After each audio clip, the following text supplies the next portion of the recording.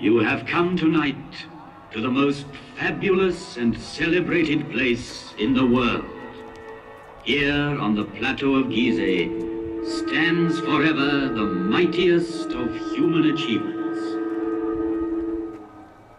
No traveler, emperor, merchant, or poet has trodden on these sands and not gasped in awe. The curtain of night is about to rise and disclose the stage on which the drama of a civilization took place. Through the ages, I received many names from the people who came to me in adoration. But the name which has remained with me is that given to me by a Greek traveler, the father of history, Herodotus. He called me Sphinx, as if I were from his land. And that name is now mine. At the foot of such mountains of stone, everything becomes minute and insignificant. Man is an insect. But yet, it was men who built these massive monuments. And the names of pharaohs whose tombs they are have crossed the ages. Their glory has defeated time.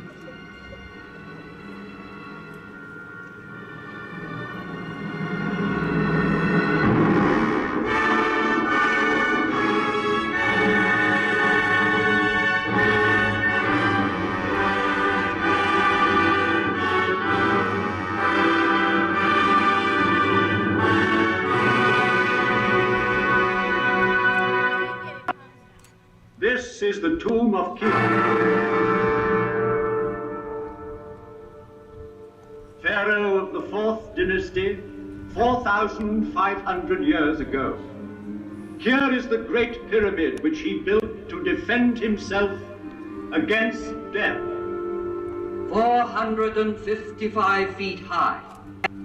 He achieved the building of the highest monument then known to man. The area it covers is vast enough to hold St. Peter's Cathedral in Rome, the cathedrals of Florence and Milan, Westminster Abbey and St. Paul's. 3 million blocks of stone, some of them weighing 30 tons, were assembled by Cheops' faithful workmen to achieve this fabulous construction. At the center of it, the pharaoh planned his inner chamber, where his mummy was to lie in splendor for eternity. The Pyramid of Khephren. It too bears an inscription, Khephren is great. Yet, out of respect for his father Cheops, Khephren built his pyramid on a slightly smaller scale. The face of Khephren has come down to us sculpted in green diorite streaked with white, a rare stone he brought back from an expedition. Here he is, close to us, in the guise of the Sphinx, carved in rock near his tomb.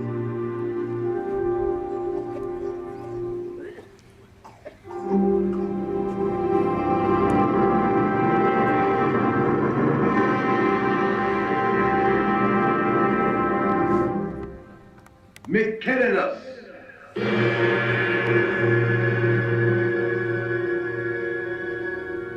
A third monumental tomb was soon to complete this immense funeral site of Giza and make it one of the wonders of the world. Though smaller, the Pyramid of Mycerinus is perhaps the most impressive for being the culminating point of a vast design. Having built it, the workmen climbed down from its granite flanks and, laying down their tools, looked up with wonderment. Here 3 pharaohs reign, Cheops, Khephren, and Mycerinus. Sarcophagi may be empty, wrappings unwound, yet Cheops, Khephren, and Mycerinus still reign, bearing the double crown of Upper and Lower Egypt. They reign over their court, buried round them. Of all ancient monuments, It is the pyramids which have always appealed most vividly to man's imagination. Considered from its top downwards, a pyramid is like the sun's rays bursting through a gap in the clouds. It commemorates the greatest victory of all, victory over death. It is the most perfect mansion, the strongest tent, whose great stone sides are both roof and wall, and so carefully sealed that the dream entrusted to it can live to the end of the world, the dream of immortality. To achieve this, embalmers prepared the body for 2 months, emptying it of all but its heart and kidneys.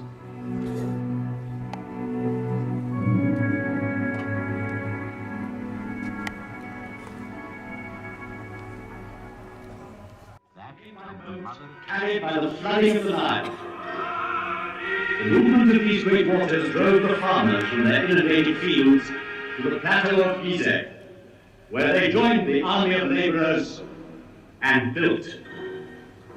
These stones were hauled singly on earth mounds, banked higher and higher as the edifice grew.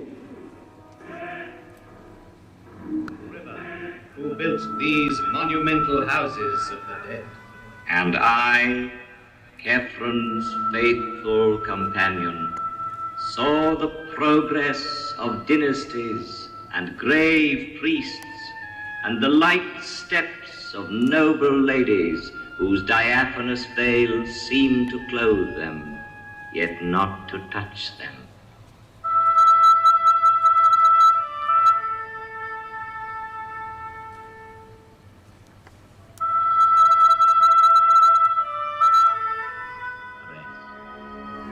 Thousands of other suns shall rise again, and man's oldest achievement will remain the highest, the purest.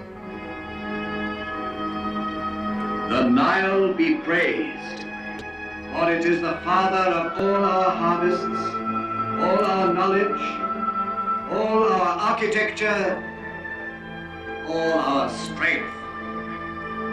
The Nile be praised.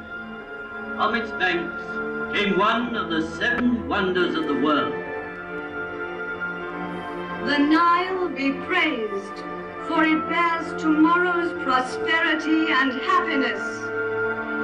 The Nile, river of hope, from Aswan to the Delta.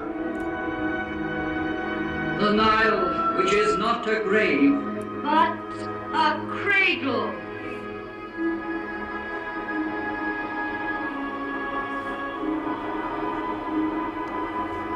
In the course of time, only human achievements crumble and fall. But the spirit which conceived these monuments cannot